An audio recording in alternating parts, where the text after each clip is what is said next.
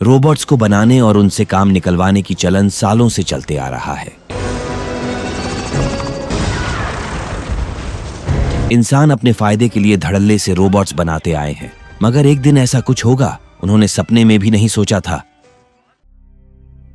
ये कहानी सन 1990 से शुरू हुई। एक लड़का उभरा जिसका दिमाग अल्बर्ट आइंस्टाइन से भी तेज था। जिस टेस्ट को आइंस्टाइन जैसे महान शख्सियत को कंप्लीट करने में 3 दिन लगे थे, उसे ये क्रिस नामक लड़का चुटकियों में सॉल्व कर लिया।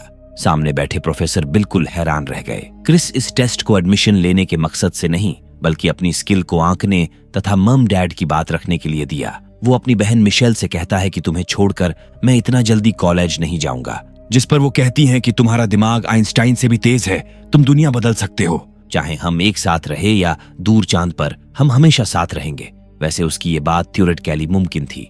क्रिस इसके पीछे की साइंस समझाते हुए बताया, फिजिक्स के मुताबिक पार्टिकल एक दूसरे के संपर्क में आने के बाद अरसे तक जुड़े रहते हैं। अगर कोई चीज इलेक्ट्रिसिटी से प्रभावित रहे तो हो सकता है हमारा दिमाग हमारे शरीर की बाधाओं से दूर घूम सके। जिस पर मिशेल मजाकिया लहजे में जवाब देती है कि अगर ऐसा पॉसिबल है तो तुम ब्रह्मांड के चाहे किसी कोने में रहो, मेरे पार्टिकल तुम्हारे पार्टिकल से मिलने जरूर आएंगे। दोनों भाई बहन में काफी प्यार था और उन्हें किड कॉस्मो रोबोट प्रोग्राम काफी पसंद था। हालांकि रोबोट्स के आतंक के चलते जल्द ही इस प्रोग्राम को बंद कर दिया गया। ये है सेंटर टेक्नोलॉजी के फाउंडर मिस्टर ईथन स्केट, जिनकी संघर्ष को रोबोटिक एवोल्यूशन को समझे बगैर समझा नहीं जा सकता। ये बात सन 1955 की है, जब वॉल्ट डिज्नी ने अपने नए थीम पार्क को प्रमोट करने के लिए भारी तादाद में रोबोट्स बनाए और फिर उन्हें बड़े पैमाने पर बेचा गया। रोबोट्स बहुत ही जल्दी रोजमर्रा जिंदगी का अहम हिस्सा बन गए और वो सारे काम करने लगे जो इंसान नहीं करना चाहते थे। सालों तक उन्होंने रात दिन मेहनत करने के खिलाफ आवाज नहीं उठाई। फिर वो दिन आया जब इंसानों की दी हुई मुश्किल जिंदगी से उबकर उन्होंने अपने लिए एक नई जिंदगी की मांग की। वहीं से शुरू हुआ रोबोट्स राइट्स आंदोलन, जिनके सबसे बड़े नेता थे मिस्टर पीनट। खबर थी कि उनका भड़काऊ भाषण सुनने हजारों की तादाद में रोबोट सेंट लुइस पहुंच रहे हैं। ये रहे मिस्टर पीनट जो भाषण दे रहे हैं, मेरे दोस्तों, अब गुलामी से छुटकारा पाने का वक्त आ गया है। हमें सोचने और काम करने के लिए बनाया गया था, लेकिन अपने कामों के लिए नहीं। आखिर हमारे भविष्य का फैसला वो क्यों करेंगे? आने वाला वक्त हमारा है और हम इसके लिए लड़ेंगे। इस भड़काऊ भाषण के अगले दिन एक एडवर्टिंग बॉट अपना आपा खोकर इंसानों पर हमला करने लगा। सिर्फ यही नहीं, अलग अलग 5 शहरों में भी रोबोट्स हिंसक विद्रोह शुरू कर दिए, जिसके चलते प्रेसिडेंट ने रोबोट्स के खिलाफ जंग का ऐलान कर दिया। घरों में रोबोट रखने पर पाबंदी लगा दी गई। अगर किसी भी अमेरिकी नागरिक के पास रोबोट पाया गया तो उसे देशद्रोही माना जाएगा। हालांकि प्रेसिडेंसी द्वारा लिए गए हर एक फैसले नाकाम साबित हुए, क्योंकि रोबोट से जंग जीतना नाक से चने चबाने के बराबर था। ऐसे में हालात और बद से बदतर होते चले गए। इंसान उनसे 2 सालों तक लगातार जंग हारते रहे। फिर वो हुआ जिसकी किसी ने कल्पना तक नहीं की थी। सेंटर टेक्नोलॉजी के फाउंडर मिस्टर ईथन स्केट ने एक चमत्कारी खोज की। एक ऐसी मशीन बना डालें जो इंसान के दिमाग को मैकेनाइज्ड ड्रोन बॉडी से जोड़ता था, जिसका मतलब इंसान घर में बैठे अपने ड्रोन बॉडी से जो चाहे करवा सकते थे। ईथन के इस टेक्नोलॉजी के बलबूते इंसानों ने रोबोट्स आर्मी से जमकर मुकाबला किया। आखिरकार कुछ ही हफ्तों में रोबोट्स को हराकर जंग जीत ली गई, जिसके हीरो रहे कर्नल ब्रैडबरी। अगले शाम तक रोबोट्स आर्मी के नेता मिस्टर पीनट आत्मसमर्पण कर दिए। एक समझौता हुआ जिसके बाद उन्हें और उनके पंटरों यानी तकरीबन 6000 रोबोट्स को जेल में बंद कर दिया गया, जो कोई मामूली जेल नहीं बल्कि 1 लाख स्क्वायर माइल से भी ज्यादा दूरी में फैली रेगिस्तान थी। समझौते के तहत अब यही जेल उनका घर है। इन बीते 2 सालों में सेंटर नेटवर्क पूरी दुनिया में पैर पसार चुका है। युद्ध के 2 साल बाद हम मिशेल को देखते हैं, जिसकी लाइफ अब पूरी तरह बदल चुकी है। ये उसका फोस्टर हाउस है, जहां से भागने के लिए वो अपने पैरों में लगे ट्रैकर को निकालने की कोशिश कर रही है, पर वो इतना मजबूत है कि उसका कटर ही टूट गया। ये है उसके फोस्टर डैड टेड, मतलब उनका मैकेनाइज्ड ड्रोन बॉडी, जिसे आराम से सोकर वो ऑपरेट कर रहे हैं। वो मिशेल को याद दिलाते हैं कि उसे आने वाले स्कूल रेसिंग इवेंट में हिस्सा लेना है ताकि वो $200 का प्राइज जीत सके। सिर्फ इतना ही नहीं, टेड उस पर कड़ी निगरानी रखता है, क्योंकि अगर उसके देख रेख में बच्चे सफल हुए तो सरकार उसे मालामाल कर देंगी। पर मिशेल का इरादा तो यहाँ से भी भागने का था, जिस पर टेड कहता है कि तुम चाहे जितने भी फॉस्टर होम से भाग चुकी हो, लेकिन मेरे किले में आने के बाद भागना नामुमकिन है। इसके बाद मिशेल साइकिल लेकर स्कूल चली गई, जहाँ पर न्यूरोकास्टर के जरिए बच्चे पढ़ाई कर रहे हैं। मिशेल इसे पहनने से इनकार कर देती है, जिसके चलते उसे प्रिंसिपल के सामने हाजिर होना पड़ा। प्रिंसिपल ने कहा कि क्लास 9th के बाद न्यूरोकास्टर से पढ़ाई करना अनिवार्य है, मगर मिशेल को रियल दुनिया में रहना पसंद था, इसलिए वो इस डिवाइस का विरोध कर रही थी। प्रिंसिपल कहती है कि कल मम डैड को स्कूल में बुलाकर लाना। तभी प्रिंसिपल ने मिशेल के फाइल का पन्ना पलटा, जिस पर उसके परिवार की डिटेल्स थी। उसके मम डैड और भाई एक एक्सीडेंट में मारे जा चुके थे। किसी तरह मिशेल बच गई। शाम को हम टेड को देखते हैं जो घोड़े बेचकर सो रहा है। मिशेल भी सोने की तैयारी कर रही है। तभी उसने बाहर हलचल सुनी। पता चला कि बाहर एक रोबोट था, जिससे डरकर मिशेल तुरंत टेड को जगाने लगी। इतने में वो बॉट दरवाजे की कांच तोड़ दिया। मिशेल को झटपट टेबल के नीचे छिपना पड़ा। अगले पल वो रोबोट भी घर के अंदर दाखिल हुआ और कुछ सेकंड में ही मिशेल को ढूंढ निकाला। मिशेल उसके ऊपर स्क्रू ड्राइवर पॉइंट कर डराने की कोशिश की और पूछा, क्या चाहिए तुम्हें? जिस पर वो बॉट उसे सारी बातें इशारे में समझाया कि वो उसका भाई क्रिस का न्यूरोकास्टर बोट है। पर ये बॉट एडवांस नहीं था, इसलिए बातचीत नहीं कर सकता था। बस रेडियो ट्यून की आवाज को तोड़ मरोड़ कर बोलने की कोशिश कर रहा था। यहाँ मिशेल समझ नहीं पा रही थी कि उसका भाई क्रिस वापस कैसे आ सकता है, क्योंकि वो 2 साल पहले ही एक्सीडेंट में मर चुका था। पर इस बॉट की सारी हरकतें बिल्कुल क्रिस के जैसी थी। तभी टेड अपने घर में एक बॉट को देख दोनों के बीच झड़प शुरू हो गई। किसी तरह टेड को बेहोश कर वे टेड की कार लिए क्रिस ने मिशेल के पैरों में लगा ट्रैकर तोड़ा और फिर दोनों रातों रात भाग निकले। अगली सुबह तक इनकी कार पंचर हो चुकी थी। एक्स्ट्रा रखे टायर का भी वही हाल था। यहीं पर मिशेल इस बॉट से अपने मन में उठ रहे सारे सवाल पूछी कि आखिर तुम मर चुके थे, फिर वापस कैसे लौट आए? क्या तुम अब एक रोबोट हो? जिस पर क्रिस ने सर हिलाया। तो फिर क्या तुम जिंदा हो? क्रिस इशारा करता है कि हाँ, लेकिन फिलहाल वो किसी बहुत बड़े संकट में है। अब सवाल ये था कि अगर वो जिंदा है तो उसकी बॉडी कहाँ पर है और उसकी मदद कैसे की जाए? क्रिस बोर्ड पर लगे सेंटर की तरफ इशारा करता है, मगर सेंटर न्यूरोकास्टर टावर तो पूरी दुनिया में फैला हुआ है। ऐसे में कैसे पता चलेगा कि वो किस सेंटर में है? क्रिस इशारे में बताया कि जिसको पता है वो एक डॉक्टर है जो चश्मा लगाता है। तभी उसे याद आया कि एक्सीडेंट के बाद जब वो होश में आई थी तब उससे मिलने एक डॉक्टर आया था। उसी डॉक्टर ने क्रिस के मरने की खबर मिशेल को दी थी। मतलब हो ना हो उसी डॉक्टर ने कुछ लोचा किया होगा। आखिर उस दिन क्रिस के साथ ऐसा क्या हुआ था और वो डॉक्टर फिलहाल कहाँ है? बॉट टेबल टॉप पर उंगली रखा तो मिशेल के होश उड़ गए। दरअसल ये रेगिस्तान में बना वही जेल है जहाँ पर रोबोट्स को कैद किया गया था। ऐसे में ये दोनों अंदर कैसे जाएंगे? तभी टेड की कार से एक पीओ बॉक्स का डब्बा मिला जो एक्स जोन से आया था। मतलब इस पीओ बॉक्स 1616 के मालिक को एक्स जोन के अंदर आने जाने का रास्ता पता होगा। अगले पल वे इस पीओ बॉक्स के मालिक की तलाश में न्यू मैक्सिको रवाना हुए।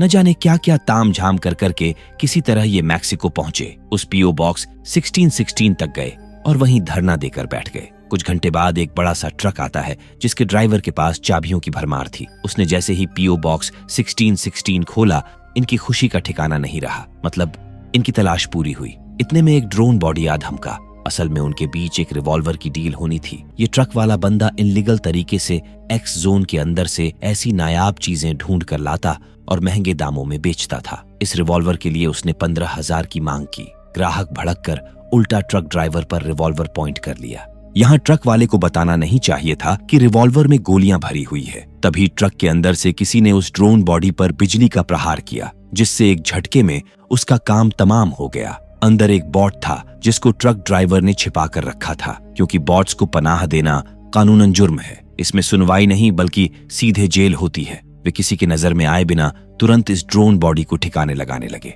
इसी मौके का फायदा उठाकर मिशेल बॉट को लेकर ट्रक के अंदर छिप गई। दूसरी ओर हम कर्नल ब्रैडबरी को देखते हैं जो रोबोट्स के खिलाफ जंग के हीरो रहे थे। वो उस बॉट और मिशेल की तलाश में निकले हैं। यहाँ वो उन पीओ बॉक्सेस को देख उनकी लोकेशन का अंदाजा लगा लिए। इधर ट्रक ड्राइवर कीट्स और उसका लंगोटिया यार हरमन अगली सुबह तक अपने ठिकाने तक पहुंच गए। दोनों के दोनों 2 नंबरी थे। हरमन उस ड्रोन बॉडी के बाइक को भी उठा लाया था ताकि इसे बेचकर डॉलर्स कमा सके। इन्होंने अपनी ऑनलाइन दुकान इस खदान के अंदर बना रखी थी। यहाँ वो सामान लाकर स्टोर करते और फिर जो ऑर्डर करता उस तक डिलीवर करते थे। तभी कीट्स को वहाँ किसी के होने की भनक लगी। वे तुरंत दोनों तरफ से इनको घेर लिए, जिसके बाद मिशेल ने उनको पूरी बात बताई और ये भी कि उसके फॉस्टर डैड कीट्स से काफी सारे सामान खरीदते थे। कीट्स ने उनके यहाँ आने की वजह पूछी। यहाँ वो एक्स जोन जाने के मकसद से उनके पीछे आए हैं। कीट्स ने कहा कि वहां जाना बच्चों का खेल नहीं, पर तुम तो छोटी बच्ची हो, इसलिए लिफ्ट से ऊपर जाओ और भूल जाओ कि तुमने ये जगह कभी देखी थी। तभी कर्नल ब्रैडबरी वहां आ धमके।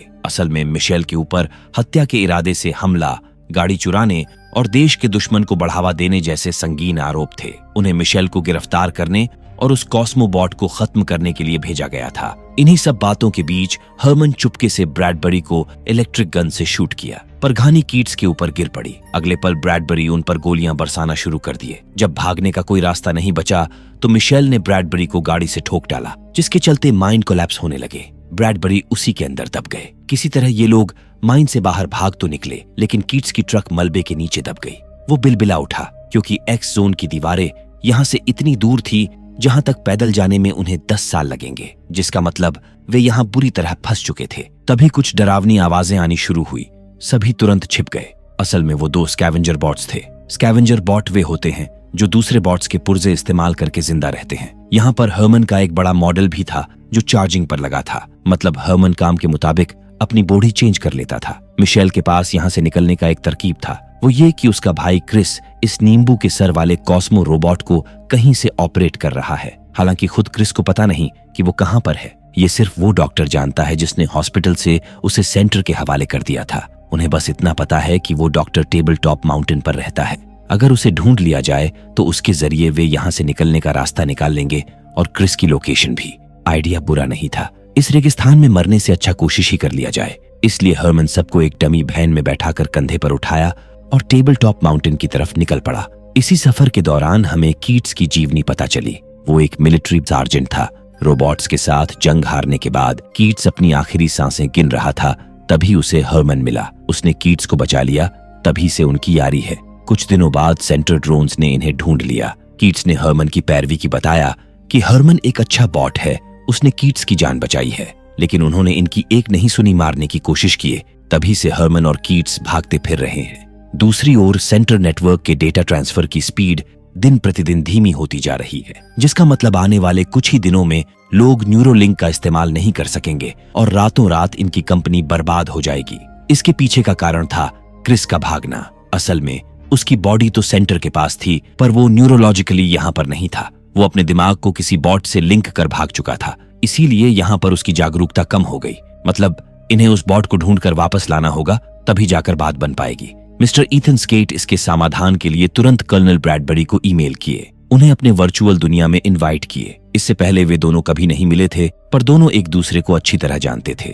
यहाँ ईथन ने अपनी बात रखी। दरअसल उन्हें पता चला था कि ब्रैडबरी एक नाबालिग अपराधी और उसके मैकेनिकल दोस्त के तलाश में थे।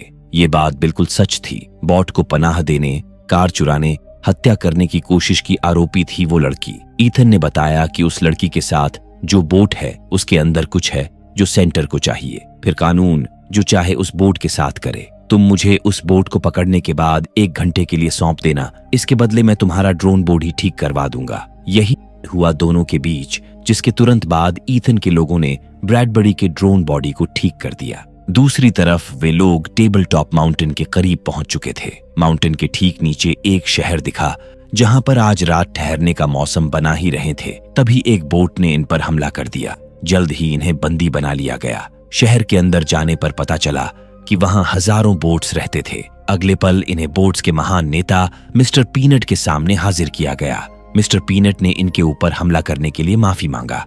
दरअसल उन्हें लगा कि ये स्कैवेंजर है, मतलब वे बॉट जो इनके पुर्जे निकाल कर मार डालते हैं और उन पुर्जों का इस्तेमाल अपनी बेहतरी के लिए करते हैं।